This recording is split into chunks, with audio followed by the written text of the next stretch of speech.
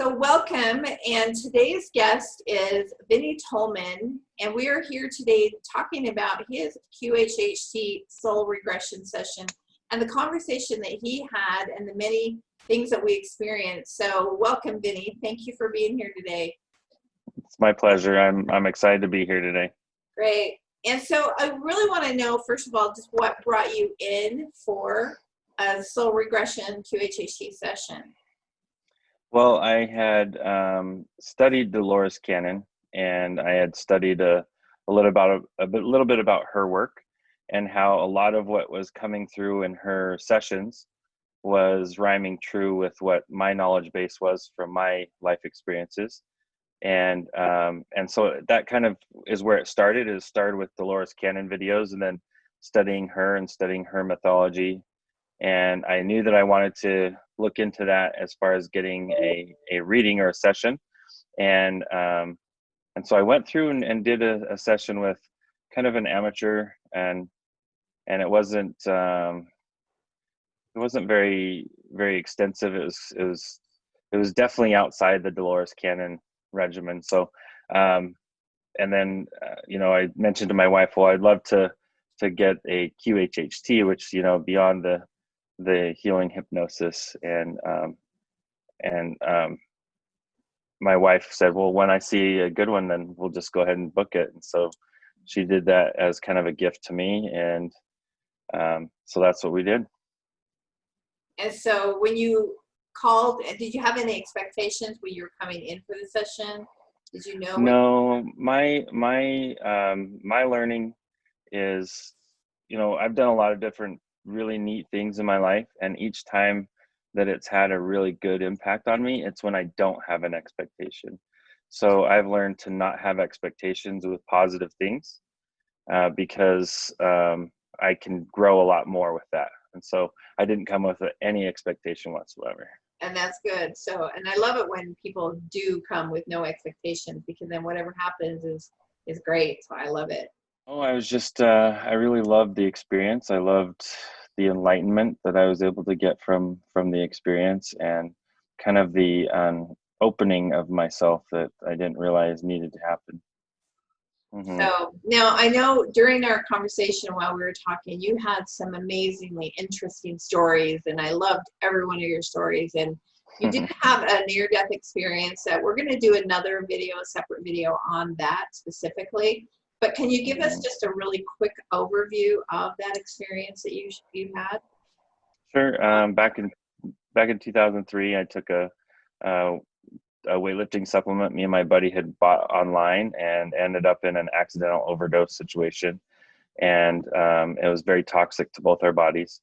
He ended up getting carted off in an ambulance while I was locked in a bathroom and left for dead. Nobody knew I was in there. So they finally, when they did find me, they bagged me and were taking me to the hospital, or taking me to the medical examiner, when a medic on the team felt a prompting to attempt resuscitation, even though all the signs said that I was dead. And so he did, and that's why I'm here right now. They were able to get my heart shocked back and get us a very slight arrhythmia or rhythm going, and then they were only blocks away from a hospital, so they were able to get me into a critical care unit instantly, like within minutes of getting my heart going again.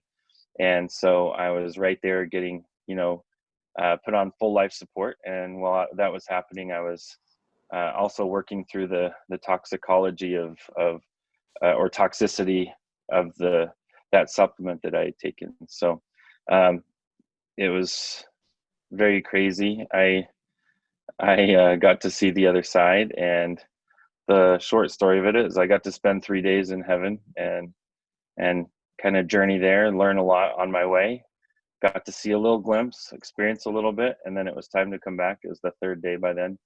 And those 3 days I was in a coma while my body was kind of adjusting to all this. And then I woke up and I was fine. I woke up, I had no lingering effects whatsoever. The only thing that I've ever felt since is just a little bit of a dental issues with my molars, because I did seize quite a bit as they were bringing my body back. I went into Caesar's quite a few times, and that did some effect to my molars. But other than that, that's it.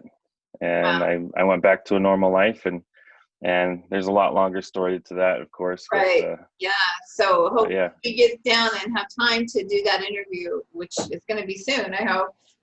We'll share that with everybody because it was such an incredible story. And like you were telling me earlier, it takes a couple of hours to really tell that it story does. Yeah. completeness. So, but we will share that. But I wanted to give everybody just a little synopsis of that experience for you, because moments like that are really defining in our life, and how we move forward after that. And plus, we're going to refer back to some things in it. So I wanted people to have an idea of that experience prior to this interview. But I've been very interested in near-death experiences from my whole journey, from probably 16 on. So I was very fascinated by that. But when you come in for a QHHT soul regression session, one of the first things that we do is we sit down and interview. So we were able to share a bunch of those stories, but then we go into that deepening gateway. And before we go into that deepening gateway, you bring a list of questions and we go over your questions.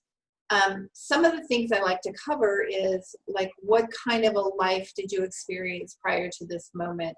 So if you could, I would like for you to share just some of your early experience, your childhood, because that plays such a big role in some of the things that we're going to talk about later. So could you just tell us about what type of a childhood you selected for yourself to come into in this life? Well, I selected to come into a family, a partially adopted family. So I have two older sisters that are Korean, adopted into our family. And they were adopted prior to my parents having any children. And when they adopted the two older sisters, then they became pregnant with my third sister, who's my third older sister. And then I came right after her, and then my little brother. So 5 of us total.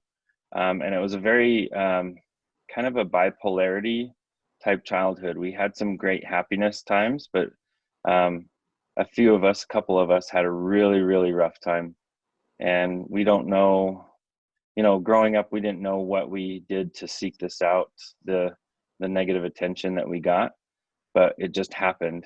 And later through meditation and through also my hypnosis session, it came out that it was pre-elected. It was a contract I had that I needed to kind of like the sword in the blacksmith's hands. I needed to be pounded quite a bit, and I mean that literally, pounded quite a bit, and many times within near death.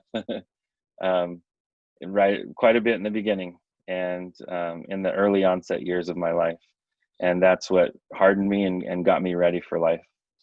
Yeah, and one of the reasons that I wanted to talk about that part of your session is because there's so many people out there that have so much trauma from childhood, and they're playing the victim, like, my parents didn't love me, they hated me, or I went through this, or I went through that. We all have those traumas, but if you can look at it from a higher aspect, from a spiritual plane, then you can understand why you go through some of those experiences. And so what I would like to do is just share a little clip of the video from your session about the agreement that you made coming in. And you're okay if I share that?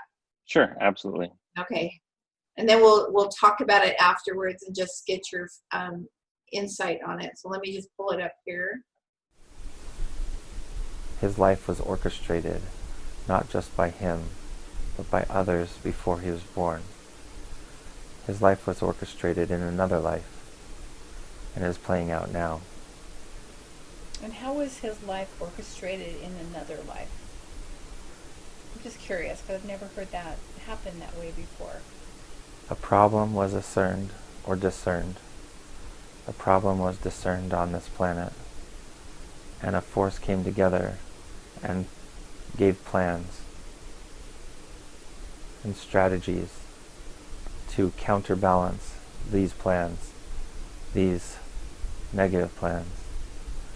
And he is part of that process. He is one of many who came together, organized, and agreed, even volunteered for a hard life so they could come forward now. Many in his position went through his same life, very hard beginnings to create the light. It had to start with the dark in the beginning, even though they were light. And that's how they recognized light as an adult, because they learned very early on the force of darkness, that there is a true battle, even in the best or the worst of us, between darkness and light. And it's all about supporting the light, facilitating the light, learning from the dark, motivating from the dark to become light.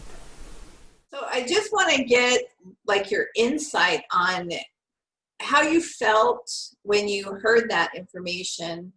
And then, of course, what did you learn from that family experience? Well, I've meditated for years, and I had started getting a sense for something like this. And then when I had heard that, it helped kind of push me forward with my meditations for my own understandings. And I've come to a realization that in my own life, and I think a lot of people's lives that have had a really rough beginning or a really rough childhood, whether it's from a parent or abandonment or whatever, it was a choice. It was our own choice. It was my choice to do this. And I had a father that in this physical world, as a young kid, he was a very, very big jerk, and pretty much hated me, and sought out opportunities to take things out on me. And now in a higher understanding, he loved me so much that he went into a contract with me prior to life saying, I'm asking him, can you be hard on me? Can you do these things to me to make me who I need to become? And he said at first no, because it was such a mean way to be, and that wasn't him. And that's why in my life I had such a bipolar relationship with him, was because he had to fulfill certain parts of that contract, and it seemed like it was a flipping of a switch, and it was slipping in and back in and out of that contract that I had with him. And as weird as that is to say with our words, if you experience something like this in your own life, look into this principle and look into it in your own life. Really think about it, pray about it, and meditate on it, and you'll find your own answers if you're in your own soul contract for something like this. And I would say a good majority of us are, whether we want to admit it or not. Yeah, and I find that with a lot of people who I run into, and I'm talking with and telling them that I help heal the wounds of the soul, and they'll say, well, I would never agree to something like that, or they blame God, or it's just, but when they can see it from the spiritual eye, it has such a bigger meaning. So and what they don't realize is, in the spiritual perspective, before we come into this current existence, we see how much distance that we have to grow. And the only way to grow such a vast distance like that is through a bridge of pain.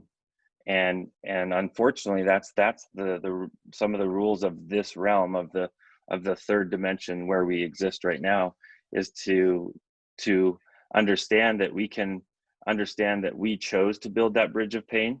We chose to walk that bridge of pain because we chose to be here right now where we are.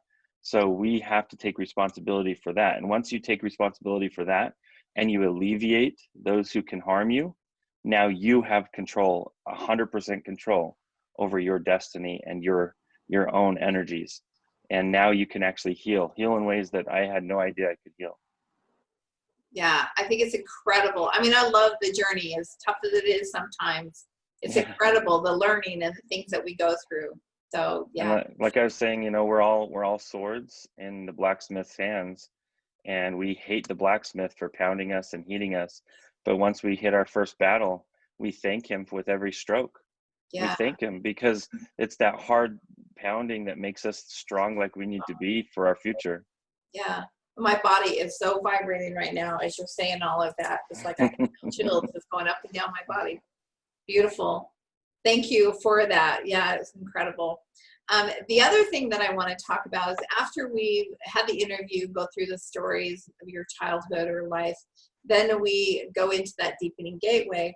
And typically we ask the divine self to take us where it is that you need to go. And so yours was quite unique where you went. And so I want to, if you would, share that experience on where you went. A lot of people go to past life or current life events, but you actually went even further back than that. Yeah. Can So you share a little bit of that with us? Sure. And I have no experience with this. So what I was experiencing was something that I was seeing for the very first time, and something I didn't know ever happened. All of a sudden I was just seeing this, like, this very dark navy blue, almost black mist, and from that started to spring gold, kind of a gold liquid, almost a liquid light, and that they started coming together and forming life. And where they started to come together, the darkness and the light, they actually started to kind of coagulate or kind of coalesce or come together and make these like clumps and globules of this combined gold and blue. But it was just so many different, vast different colors within. And it kind of looked like it did look kind of like an algae of some sort that was coming together. It wasn't algae though, but it was just this formation starting. And then within that, I actually saw a bead of red, and started to watch it blossom from that bead into like vessels into the organism, whatever I was watching the creation of. And the coolest thing for me at that, from this beginning, that where we had started, was how I had learned that blood was the anchoring force here, and that blood is the third dimension and it doesn't exist in heaven, and that ego and blood are the same thing, and they both serve a purpose to help the progress of the yin and the yang, the two halves that cycle through and help us move forward. And there's a divine purpose to it, even though we don't like ego, because it fights with God, but it's there to help us raise our frequency, to understand there is a low side to that frequency. Yeah, and it's important that we experience that duality of both, the positive and the negative too. But I just loved when the colors started coming together, and just watching you experiencing that. And gosh, sometimes I just want to like jump in people's heads, I know, yeah. I want to see what they're seeing, experience what they're experiencing, because I thought it was incredible. Plus, I loved the ego thing, because a lot of people come in wanting to get rid of the ego, but the ego is so important, and we just have to learn to work with the ego, and and not kill it, because being here and being human is the ego, but just learning to not even master it. I don't like that word, but. Well, I think that for me, the biggest thing I took from that is, and I've learned since that, is through a little bit more meditation on what I was able to get out of my session, is that I kept saying that, you need to keep ego locked in a box. And it's not necessarily like that. We need to keep ego in a harness so that we can control it and direct it where it needs to go. But also there's times to put it away in the barn, where we are completely separated from it. And actually that's where I choose to exist on pretty much a daily basis. And I pull it out every once in a while when I need to, but only when I need to. And it's most times in protective purposes or to achieve something with work. But in my own personal and spiritual life, I choose to keep mine parked. I try to anyway. Right, but it does come out once in a while. But it sneaks out. It sneaks out once in a while. Yeah. Right. And I always call the ego, it's just like a dance. We just need to learn to dance with the ego. And like you put yours away in the barn, and some of us just dance with it, but we're the lead, So yeah, it's beautiful. The other thing that came out through your session was the fact that you had a relationship with Archangel Michael, and I thought that was pretty incredible too. So can you tell us a little bit about what you learned from that relationship? Well, I'll tell a little bit about that and a little background with it too. So one of the times where I was beat really bad as a kid, I was in the midst of being beaten with a 2x4, and I had felt this light energy come behind me, and I felt the 2x4 break. And this is when I was in first or second grade. I was really little, And I mean, a 2x4, you could break a kid that size's back, and I was very little at the time. But I felt this very strong force behind me reach out, and I knew it was a being of some sort. But this is before I had my near-death experience. You know, this is one of my early near-death experiences as a little kid. And I knew that that was somebody special to me. I never knew who it was until after our session. I was able to do some meditating, and finally it came through that that was Michael with me, and he was being a protector for me. And he's been there my whole life. I just didn't realize it. But it came out. It came out during the session, though. It was really neat. Yeah. And one of the things that I picked up when I was re-listening to your session is that you and Archangel Michael were actually builders together before where you were a now. lot of us. And before Archangel Michael was even Archangel Michael. Yeah. So he like assumed that role later. But earlier he was just like all of us. And I mean, there's a bunch of us that are builders, whether we were in the intellect or the intelligence of the builder or the material that was being built. It was one and the same, because it's all God, it's all source, it's all creator. And it was really neat to know that we all were a part of that, whether we understand it, accept it, or reject it, doesn't matter. We were. And I didn't know I was. I just, you know, you think that you were a twinkling in God's eye and now you'd exist and now you're a human. It's like, it's not that simple. Right. It's so fun to explore that. And to understand how vast our souls are. Our true soul is so vast. The soul of each and every one of us is larger than the sun, and bigger and greater than the sun itself. And if that sun that we experience in this third dimension can be shining off eternally, you know, almost eternally, in, you know, omnipresent directions, going in all those different places and affecting the universe in so many different ways, and it's still smaller than us, each and every one of us. And to understand that we are that now, that's what our soul is now, and we started as just an intention. Yeah.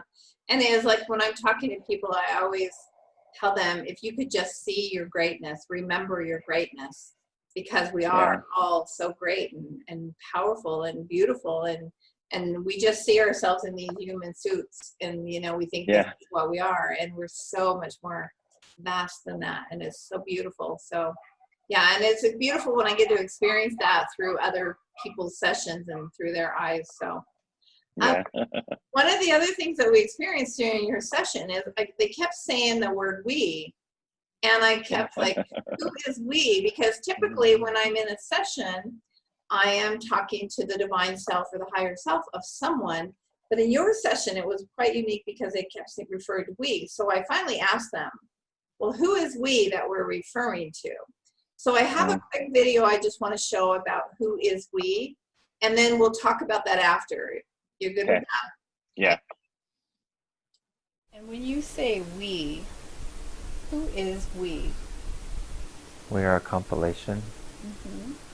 We are a gathering. He has one individual higher self, but he has never elected to only contact that entity. He felt it was solely one perspective. So he contacts us, and we have been his higher self since. This is when he was little. It was a coping mechanism that has served for his purpose, his sole purpose, to connect to not just his own higher entity, but a divine higher courtship or group where we are gathered to help guide, especially him on his purpose. And why doesn't he connect to that one entity, the higher aspect of himself, and meets with the group, connects with them more? In the beginning, because he didn't have as strong of a connection. So he felt a weak connection to many was better than a weak connection to one. And from that weak connection of many, it grew stronger and stronger, a strong connection to many. So he keeps it out of comfort. It serves his purpose, serves his light. And is it important that he connect to just the single higher self, or is it better for him to connect with the group? We will allow the single higher self to come through when needed, but he can keep that channel open, and we'll keep the communication positive, keeping him moving towards what we know is his destiny. His life was orchestrated not just by him, but by others before he was born. His life was orchestrated in another life and is playing out now. So anyway, after listening to that, what are your thoughts about the We, the compilation, and your higher self? How did you feel? That was really cool. That was an enlightening kind of principle for me. I've always felt there was guardians around me my whole life, because there was so many situations that I put myself in that I should have died many times, and many times I just felt cocky about it, that I had that protection on me, and even as a small child, when I would say my prayers and that kind of thing, I would always say we, even by myself. We thank you, and I didn't know why I did, and my parents couldn't crack me of it. Nobody could crack me of it. I never stopped. I always said it that way. And then after that session, I kind of put two and two together and did some meditating on it, and some divine truths came forward really strong, that it was an organized collective that created the path that is my life, and that I stepped forward and volunteered for it. And my and my family volunteered for it, not just me. And my family that I have now, and my brothers and sisters as well when I was younger. So we all in our generations volunteered for it. Yeah, it's pretty beautiful when you can see it. But I love the collective and the compilation thing, because so many of us think we just have one spirit guide, or one higher self. And so the compilation was kind of I have a lot of people who channel that are part of a council, but yours was a little bit different, because I had never heard of a compilation, and I don't know, maybe it means the same, but I thought it was quite unique anyway. Mm-hmm. So yeah, it's kind of like what I've gained since then is an understanding that it's a gathering of frequency. So it's a gathering of a certain frequency that they're all kind of chiming in and putting in where they can. mm-hmm. That's beautiful. I love it. And then also during your session, we found out about your guardian angel, or we call him Drake, right? Yes. Correct. Yeah. And so I just want to, if you could give us a little bit of background on Drake. I know there's quite involved with it. Yeah. Just maybe a little bit of synopsis. So the first time I met Drake that I can remember was as soon as I died. So as soon as I passed, the first being that I actually saw, that I could actually see, was this man, and he called himself Drake, and so that's how I referenced to him, was just Drake through the whole process. He was my escort, who escorted me from the physical world through education or through enlightenment to heaven, and that was both a distance and an understanding at the same time. So I had to make that progress of learning things as well as moving. And as I would not learn, I would get kind of directed away. And as I would learn, we'd get back on track, back towards our destination. And he was kind of like the car driver per se of the whole experience. And anywhere I needed to go or wanted to go, he was the one who was making that happen. And it was by my will, but his powers or his stewardship, that he had that ability to transfer, souls back and forth. And later on in life, a few months after my experience, I ended up at a family reunion, and this family reunion was in a little town in Wyoming, and the little town was doing a history presentation at the high school football field on the founders of the town. And one of those, up on the big screen came a slideshow of all the different founders. And about halfway through pops up this slide of this guy And without saying a word, it was him. I froze. My spine turned to ice. I froze because now all of a sudden it was real. I mean, now all of a sudden my experience over there had a connection to here. Before that, to me, it could have still all have been just in my head of some sort. And it was kind of like piercing the two together. That's why I just froze. And it changed such an energy in me that my current wife, she was my fiance at the time. She sensed it too. She looked over, she looked at the picture, she looked at me again, and then she said, "That's the guy. That's the one you're telling me about." And later we learned that his name was Charles Drake Kazare.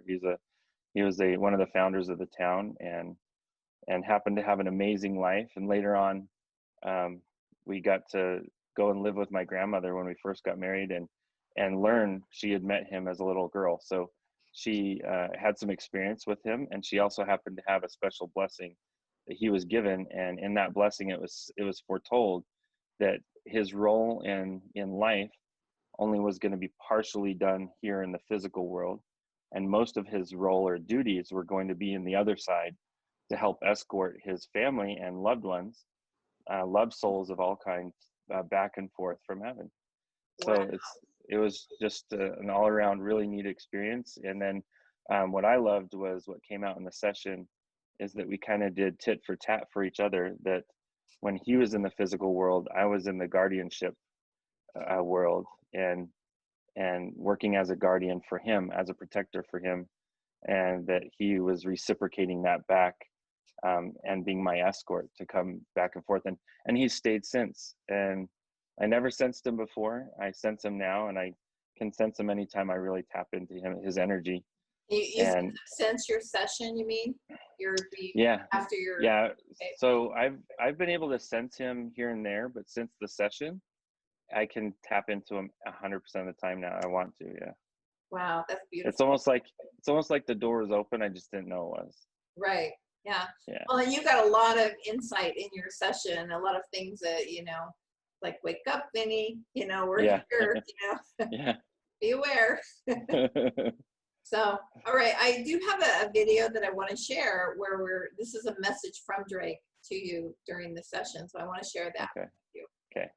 I do have a question regarding his guide. He said he has a guide, Drake. Yes. And does he have other guides besides Drake? Yes. And who are those other guides? Many names that come in, rotate in, and rotate out. Okay. Because of this purpose, we send many. Most have many. Mm-hmm. Most on this earth today have sometimes many thousands. Mm-hmm. And what was Drake, his guide Drake, what was the purpose for Drake being with him?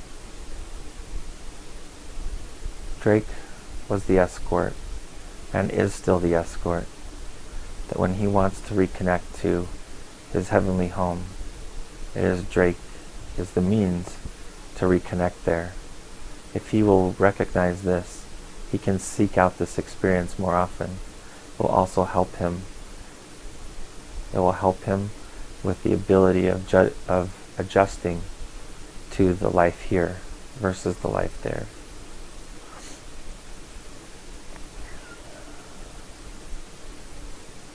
And he said that he went home for a family reunion once, and he was watching a slideshow, and he connected with Drake on the slideshow, and he just saw his piercing blue eyes. So in that lifetime that Drake lived, did he also live with Vinny? I mean, was Vinny a part of that life?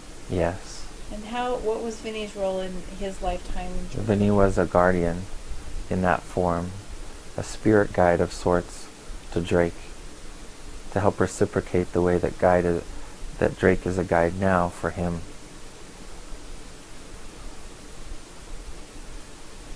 Very nice.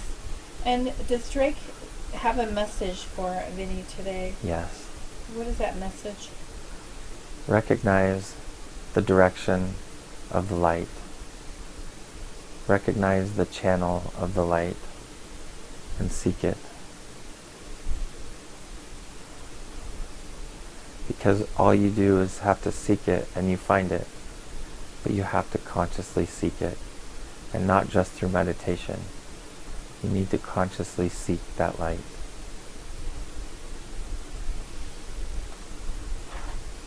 And recognize me as an avenue. Recognize Drake as an avenue. A means to jump back and forth as needed. And yes, I say jump because I can take you that quick. Now you're ready. Before you weren't. That's why we were so slow. To you, it seemed fast. But to me it was slow because we can jump. As fast as a twinkling of an eye. We can be there. We can walk around. We can experience. We can talk. We can engage. You can go in that building you wanted to go in.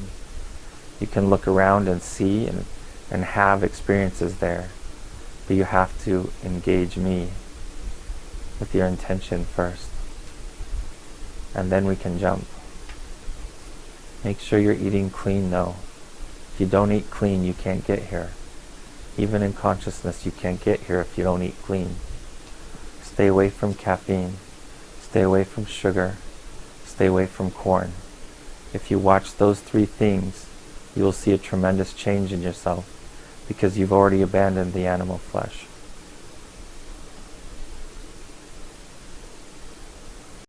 What do you think he meant by that message? And then do you connect with him now? And are you able to go to, where is that place you wanted to go? You've been able to go there. So I did a couple meditations since where I was working with Drake, and he was helping me, journey back. But we weren't able to do the twinkling of an eye due to the list, the caffeine, sugar, corn list. Okay. That I wasn't held back. I was just not fast enough. I couldn't get my own frequency to that level. And so I need to do a little bit better orchestrating on my part and choosing a time where I know that I'm clean, 24, 48 hours clean of all sugar, caffeine, corn, and of course, animal products. And once I'm, 48 hours or 72 hours clean of that completely, then I'll be able to do that. So yeah. And I really liked how he was saying in the beginning, seek out the light. Since then, he's really expanded on that to me.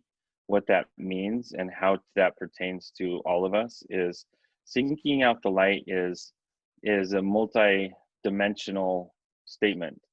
It's not just seeking out like good materials to read or good videos to watch or good news, because there's hardly any good news ever. Right. But seeking out the good in others. But he said that when you're sitting there having a conversation with others, stare in their eyes and really look for that light, and you will see it. And when you see it, you'll see the conversation change, no matter who they are, to a good place. Wow. And it's when you're seeking that light that that you're able to get that God connection between the two of you. And that comes across in good films, in good media, in good music. And it's important for us to seek those things on a daily basis. That is beautiful. And I love that. I think a lot of us, like for me, I've always wanted to connect soul to soul with people. That's what I love, connecting. Mm-hmm.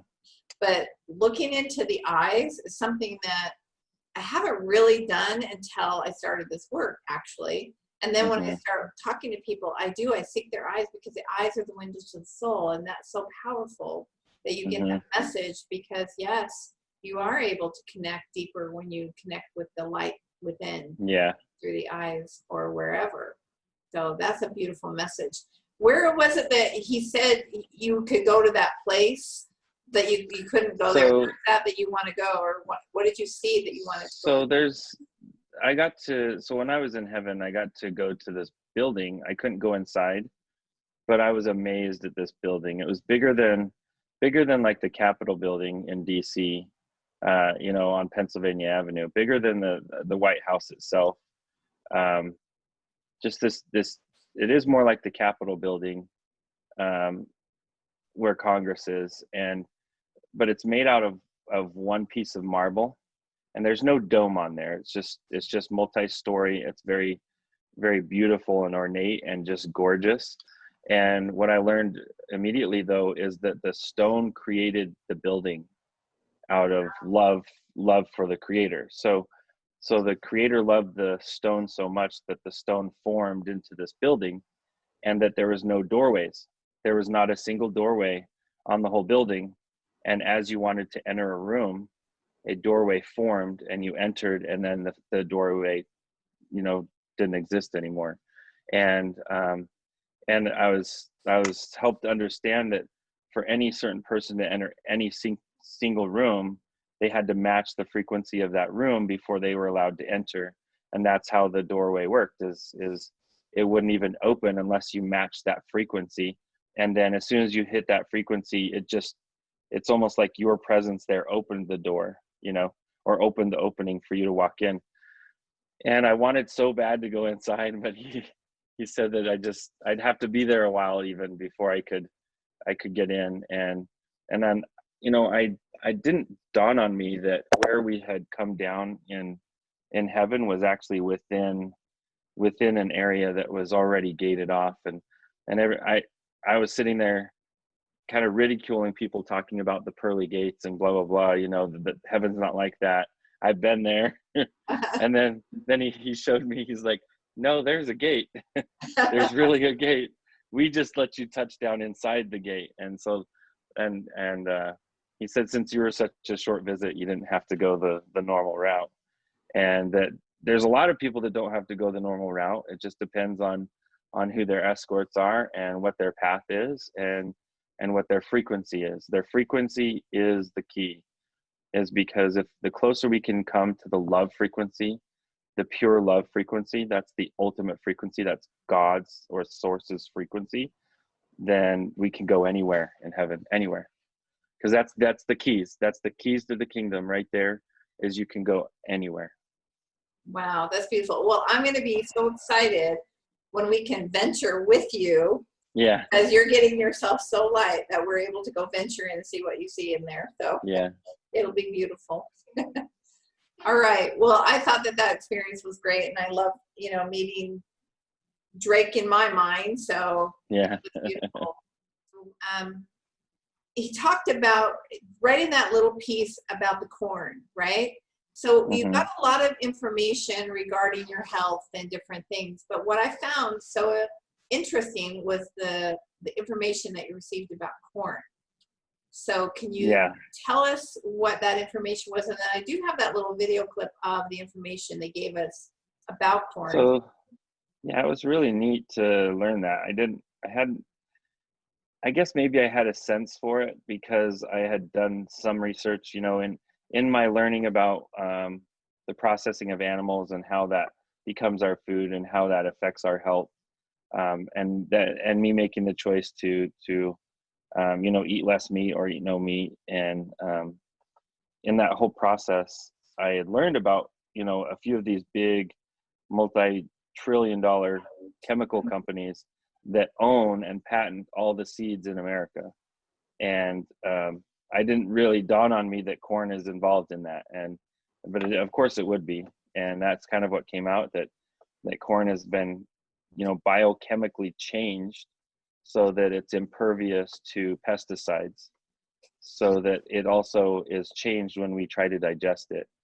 And the same way that the pesticides won't affect the corn, our digestion won't affect the corn. And that the corn passes through us and it only leaves us toxicity. It doesn't leave nutrition like original corn used to. Yeah. And the thing that really was profound to me, because I knew about our GMO foods and all of that too, but the programming that was in the corn, I thought that was incredible to learn that information to keep us from reaching our enlightened state and raising our vibration. So yeah, I just want to share that video really quick about the corn, because I think that this is really important for information for people to have. Yeah, absolutely. He needs to stick with the core group of vegetables and fruits. That's where his foundation needs to be, in grains, but not corn. not corn.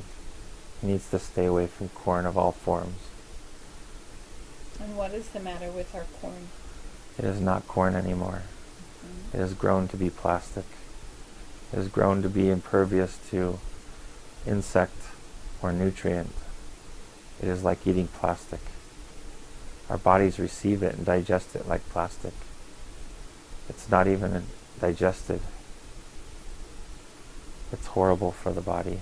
Mm-hmm. If he can find real corn, corn that has not been modified, but is extremely rare, then this corn he can eat. It is very rare. Hard to find. Mm-hmm. Even when labeled, it's not true. Almost 100% of corn on the earth today is plastic, is modified to digest like plastic. Mm-hmm. The problem is there's programming built into that corn. That's why you find it in cereal and foods that don't deserve corn. They have corn. If they don't have the corn, they have the sweetening of the corn. It still has the programming. That programming is to darken you, to close your third eye, to separate you from higher self and God, to separate you from spirit, and to close the temple, to keep you in darkness and to keep you away from light. This is a problem. That's why we see corn in everything. There's a reason. There's an energy of negative energy behind this. People are waking up though. Mm-hmm. In small groups, soon to be larger, they're waking up. And so people who grow their own corn in their own gardens, is that corn contaminated as well? Yes. Seed? Yes.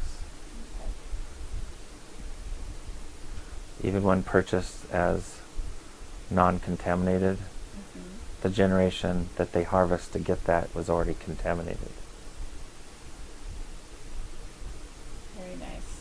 All right, thank you very much. After you had that experience with the corn, have you changed your eating habits? Do you look at corn differently, or you still enjoy corn?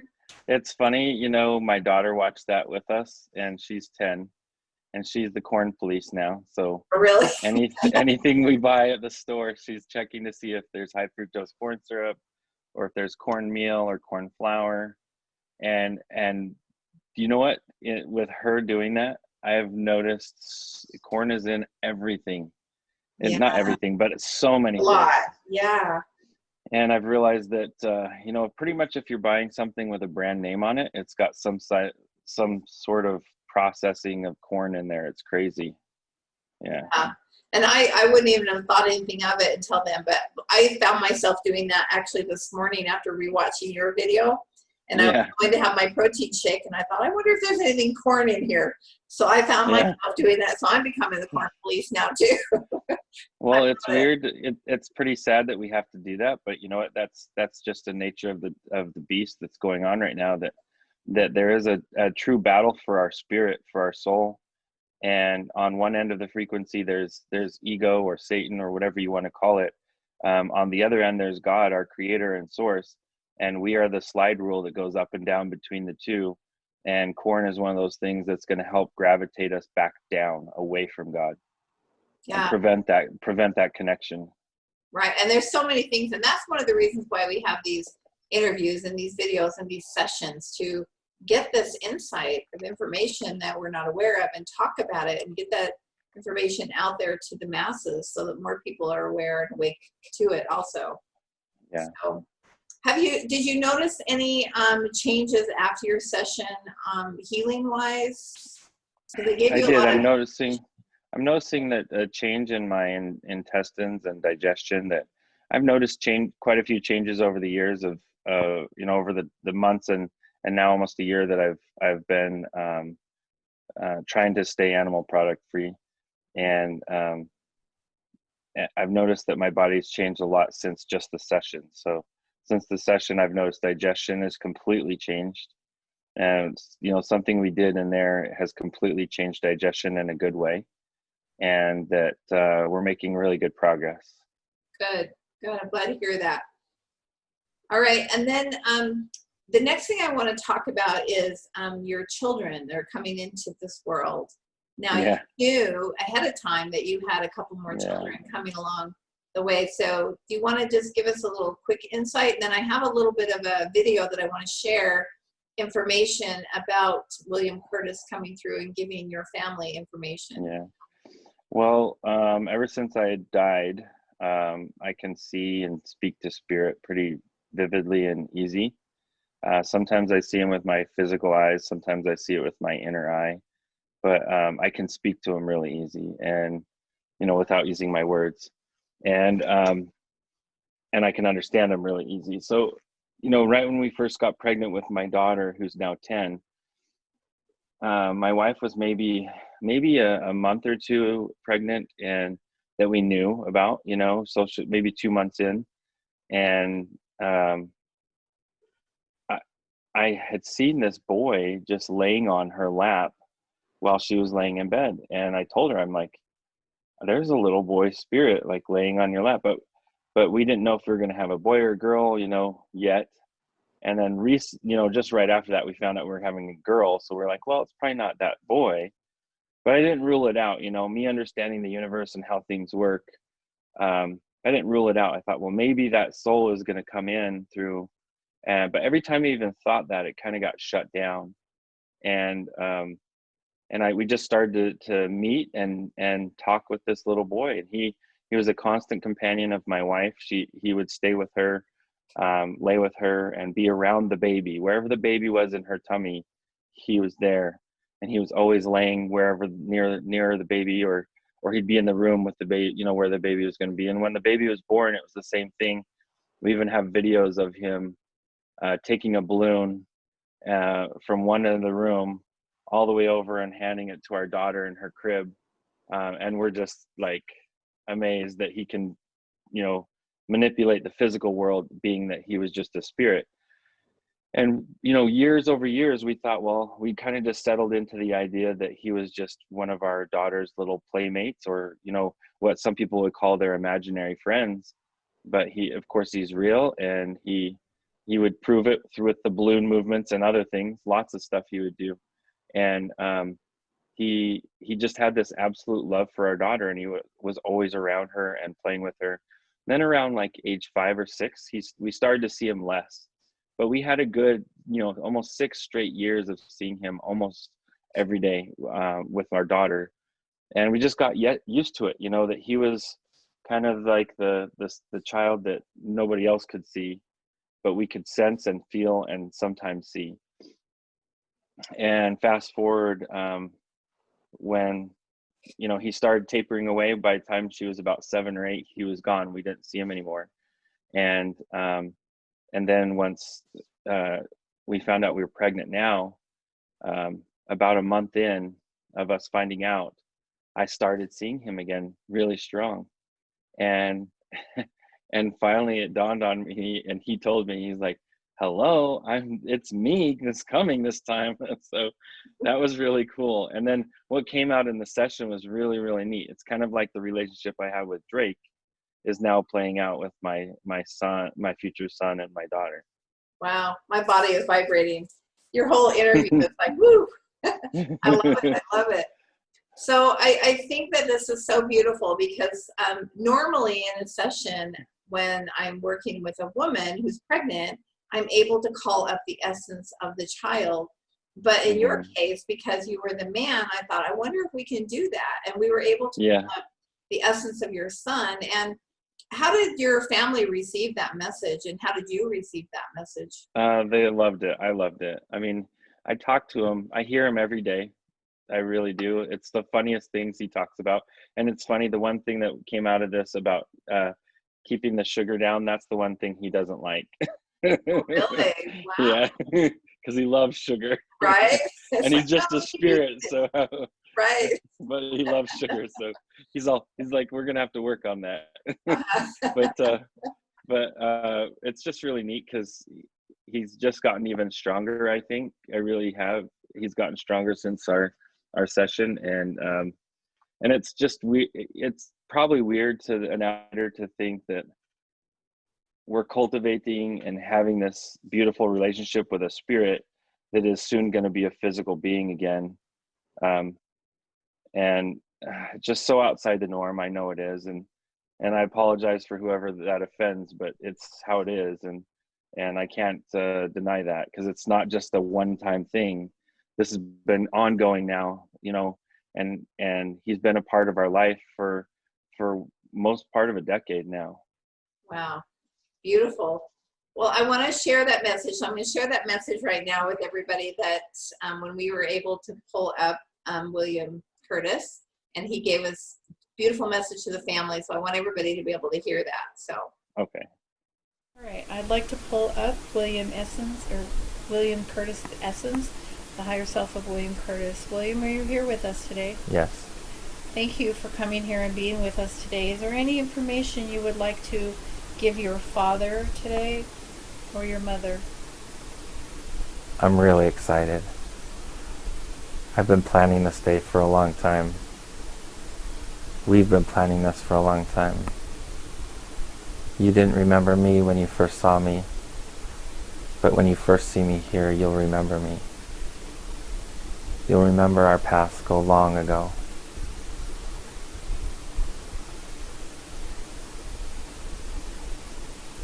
And do you have a message for your mother today? Mom will be my best friend. She is my best friend, even more so than Emma. Emma and I have a connection that goes beyond just friendship. It goes to a kinship, to a frequency of love.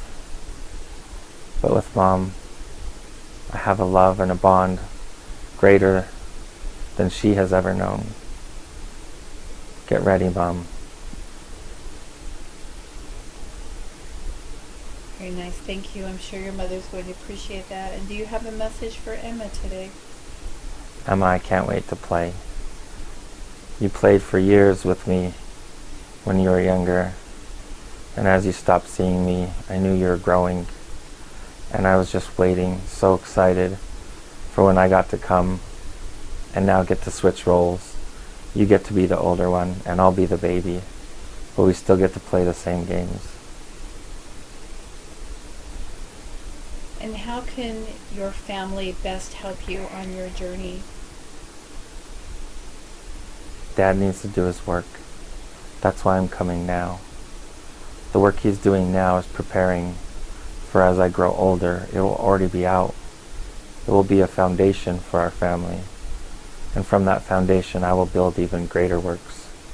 Me and Emma together will be two sides of one roof, and we will build a house of light. A house built on the foundation of what Dad learned when he died.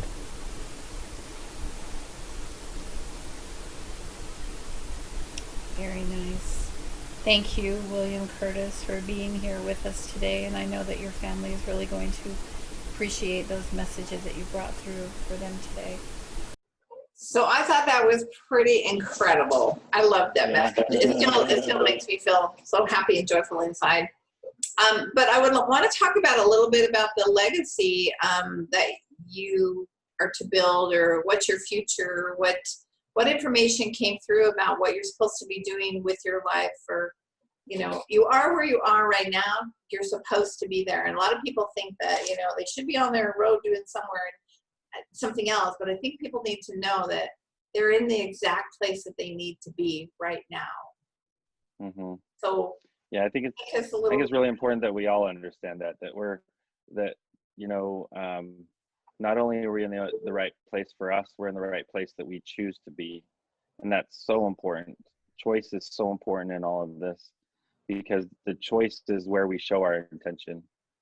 And for me, what came out was that I'm also in the career path that I'm supposed to be in for now, and that it's not the same path in my future. And they gave me a transition strategy of that I needed to start doing videos and start doing, you know, pursue more of my writing with a ghostwriter, to get things covered there too. So I have the multiple avenues to get this message out.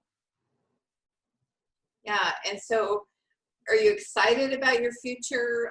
Did it answer any Absolutely. questions in your session for you? Yeah, I'm excited about it. A little, of course, a little afraid about it, but super excited about it. Super excited Yeah. about it. Yeah.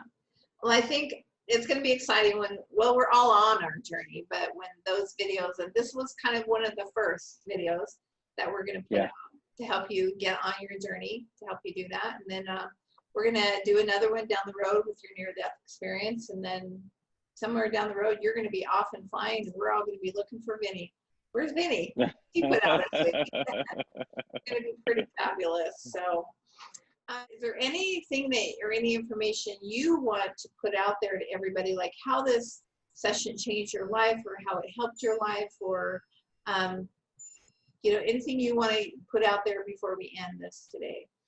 I want to, you know, something that really chimed and connected to me out of all this is that we are our own temple, every single one of us, and that we can find the divine within every one of us. But if we constantly clog ourselves with negative energies, and I'm talking about, you know, violent movies, offensive movies, or the news of any sort, it seems like any news channel, doesn't matter the channel, it's only programming negative energy. It's only programming you to separate from your light. And it's really important for every single one of us to not give into that, not pursue that or go after that, to seek within the light and to seek out light on a daily basis, and find your channels of light. You know, everybody's going to have different channels of light. Find those things that really build the light in yourself, and continue to build it. And then also recognize the threats. The threats are, you know, whether you accept it or not, it's not a judgment. It's just a fact that animal flesh, when we digest it, is toxic to our bodies, and it's toxic to our souls. God didn't put us down here to eat each other. He put us down here to serve and love each other. And in dire situations for physical survival, that's a possibility, but it shouldn't be a regularly practiced thing unless that's your path. But that's not the path of those who want to seek light, because that's where light comes, is you've got to align yourself with God and his frequency, and that frequency doesn't allow killing and eating animals. It just doesn't allow it, period. And so when you recognize those threats, if you do your own due diligence, I mean, every single one of us is on that slide rule going up and down between God and physicality or ego. It's really up to us where we go from there. And if we you know, hang a bunch of bags of ego and physical realm, and we worship physical things like movie stars and, you know, sports cars, then that's where our happiness will be. And it's not a happiness that lasts. It's a happiness that we get dragged away from God with. Yeah, well, that's a beautiful last message to leave for everybody, because it is, we're all on this journey, and the more information we can get to get closer to God, into that presence and that frequency. Appreciate that information. So Yeah. Thank you, Vinny, so much for being here with me today, with us today, and sharing your session. And, you know, looking forward to your near-death experiences video as well. You know. Awesome. Okay, great. Well, thanks, Shay. Thank you, my soul brother. I love you. Yeah, I love you too, and thank you so much for helping expand my consciousness and open my awareness to. I thought I was already pretty open, and this opened me even more. So I really appreciate that. Thank you so much. Great. Well, you have a beautiful day, and I will. Hey, you talk to too. you soon. Okay. Thanks, Shay. Bye. Bye-bye. Bye.